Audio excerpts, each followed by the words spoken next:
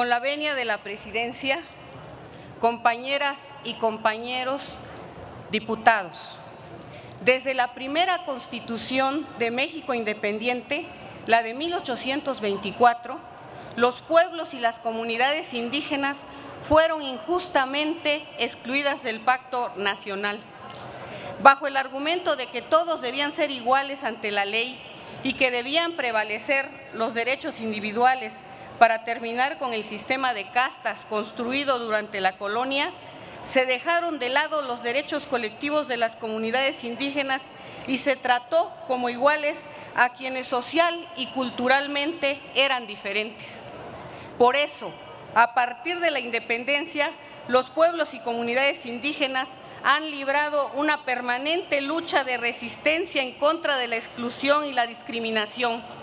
En esta lucha han logrado algunos avances, especialmente a nivel local y regional.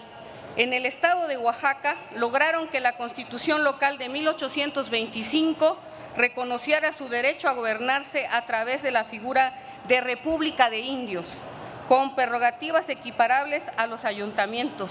Sin embargo, a nivel nacional, los avances han sido lentos y limitados, con el reconocimiento del municipio libre como la base de la organización política y administrativa de las entidades federativas, establecido en el artículo 115 de la Constitución de 1917. Se volvió a excluir a las comunidades indígenas y a someter sus formas de organización a la figura del municipio. La parte positiva fue el reconocimiento de su derecho a las tierras comunales. En el siglo XX, las regiones indígenas se consolidaron como ámbitos de lucha y resistencia frente a las políticas que intentaban homogeneizar la identidad nacional. Fue en estas regiones donde defendieron con mayor fuerza sus derechos y autonomía. Una de las expresiones más emblemáticas de estas luchas fue el surgimiento del movimiento zapatista en la última década del siglo pasado. Este movimiento llevó al centro del debate la urgente necesidad de reconocer a los pueblos indígenas como sujetos de derecho privado.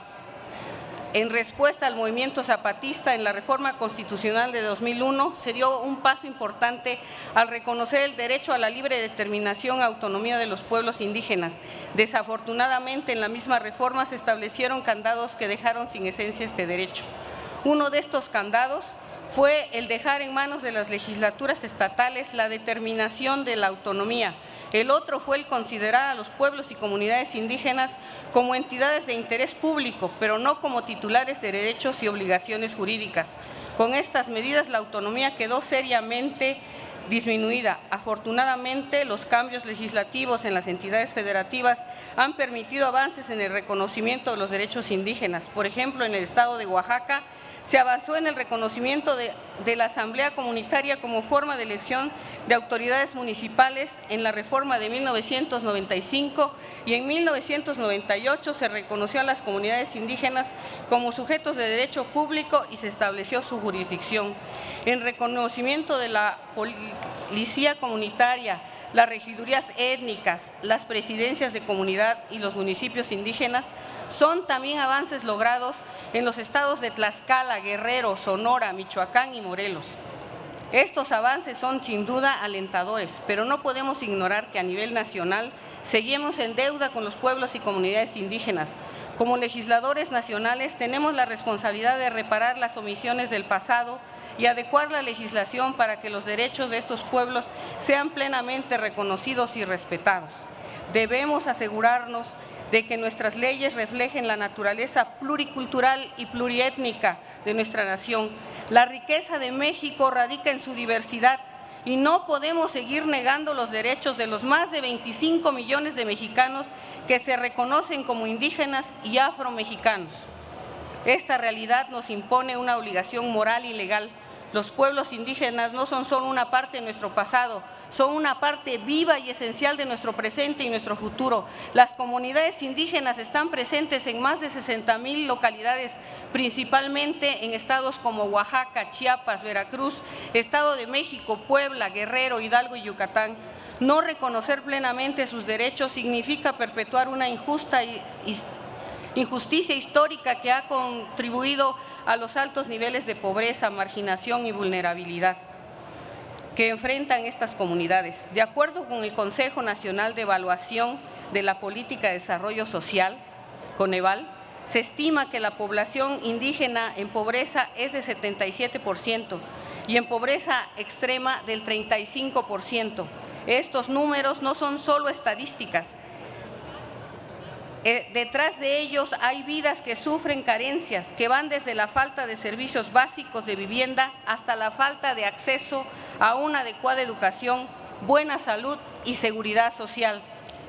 Por eso, la bancada de Movimiento Ciudadano considera que es tiempo de hacerle justicia a los pueblos y comunidades indígenas, que debemos atender el justo reclamo de sus organizaciones, que es tiempo de armonizar la legislación constitucional con el Convenio 169 de la Organización Internacional del Trabajo y que con la Declaración de las Naciones Unidas sobre los Derechos de los Pueblos Indígenas, que ya los reconocen como titulares de derecho público.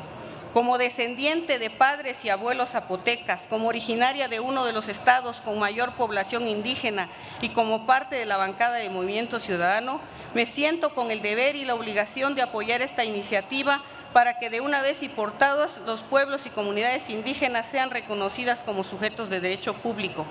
Los integrantes de la bancada naranja hemos estado y estaremos siempre a favor del reconocimiento de la defensa de los derechos de todas y todos, en especial de las mujeres indígenas y personas con discapacidad. Por eso manifestamos con claridad que votaremos a favor del presente dictamen que modifique el artículo 2 de la Constitución Política de los Estados Unidos Mexicanos en materia de pueblos y comunidades indígenas, así como afromexicanos. Pero no solo eso. Conscientes que debemos dar pasos adicionales para cerrar la brecha de desigualdad e injusticia que viven nuestras hermanas y hermanos indígenas, haremos las reservas necesarias para que este dictamen incluya el derecho al territorio y a los bienes naturales de los pueblos y comunidades indígenas. No podemos permitir que las comunidades indígenas sigan siendo vulnerables ante la invasión indiscriminada de megaproyectos y la violencia generada por la delincuencia organizada que amenaza con despojarlos de sus tierras y su modo de vida. Hacemos un llamado a todas y todos los compañeras y compañeros diputados para que de una vez aprobada esta reforma constitucional procedamos de manera responsable y diligente a elaborar y aprobar la Ley General de la materia y armonizar el marco normativo de las leyes que correspondan en el ámbito federal y a promover las modificaciones jurídicas en nuestros estados. ¡Vivan los pueblos y comunidades indígenas y afromexicanas! Es cuanto.